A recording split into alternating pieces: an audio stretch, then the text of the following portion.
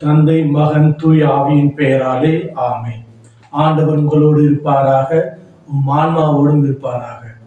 இறையேசுவில் பிரியமுள்ள சகோதர சகோதரிகளே, இந்த புதிய நாளை தந்த இறைவனுக்கு நாம் நெஞ்சார நன்றியையும் வணக்கத்தையும் வாழ்த்துக்களையும் தெரிவித்துக் கொள்வோம். இன்று லூக்கா நற்செய்தி 9வது அதிகாரம் 7 9 முடிய உள்ள வசனம். லூக்கா நற்செய்தி 9வது அதிகாரம் 7 9 முடிய உள்ள வசனம். இந்த வசனம் நமக்கு கூறும் செய்தி என்னவென்றால், மனக்குழப்பம், ஏரோதுவின் மனக்குழப்பம்.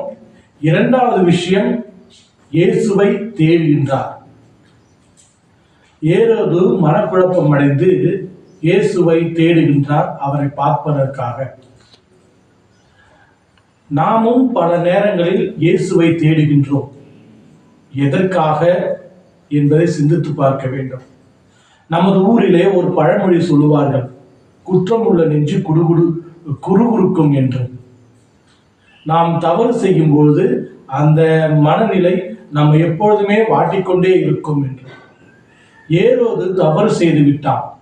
அந்த தவறை சரி செய்யவே இயேசுவை தேடுகின்றான் என்ற எண்ணம் ஒரு பக்கம் இருந்தாலும் அவனுக்குள் ஒரு பயம் இருக்கின்றது. அந்த பயம் என்னவென்றால், இவர் நமது ஆட்சியை கலைத்து விடுவாரோ என்ற இன்னொரு பயமும் இருந்தது. இயேசுவை பல மக்கள் தேடினார்கள். ஏழைகள் தேடினார்கள், ஒதுக்கப்பட்டவர்கள் தேடினார்கள், பேய் பிடித்தவர்கள் தேடினார்கள், அறிஞர்கள் தேடினார்கள், பெண்கள் தேடினார்கள், குழந்தைகள் தேடி வந்தார்கள் என்று பல மக்கள் தேடி வந்தார்கள். அவர்கள் அனைவருமே இயேசுவை தேடி வந்தது ஒரு முக்கியமான கருத்துக்காக. தன்னுடைய தேவைகள், ஆசைகள், எண்ணங்கள் நிறைவேற வேண்டும், அவருடைய மொழிகளை கேட்க வேண்டும், அவர் நற்செய்தியை நாம் கேட்டு திரும்ப வேண்டும், மனநிறைவு அடைய வேண்டும் என்ற ஒரு நல்ல எண்ணத்திற்காக இயேசுவை தேடி வந்தார்கள். ஆனால் ஏரோது இயேசுவை தேடுவதற்கு ஒரு பெரிய காரணம் இருக்கிறது.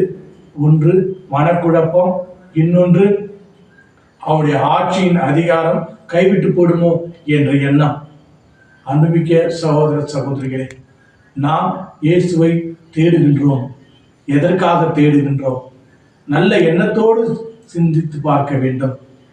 நம்முடைய ஆசைகள் நிறைவேற வேண்டும், நம்முடைய மன்றாட்டுகள் நிறைவேற வேண்டும், நம்முடைய விண்ணப்பங்கள் நிறைவேற வேண்டும், பணம் பெற வேண்டும், பதவி வர வேண்டும், அடுத்தவன் எப்படியாவது கெட்டழிய வேண்டும் என்ற எண்ணத்திற்காக தேடுகின்றோமா? இல்லை நம்முடைய ஆசைகள் நிறைவேற தேடுகின்றோமா? அல்லது இயேசு நம்மளோடு இருக்க வேண்டும் என்ற எண்ணத்திற்காக தேடுகின்றோமா என்று சிந்தித்து பார்த்து இந்த நாளை தொடங்குவோம்.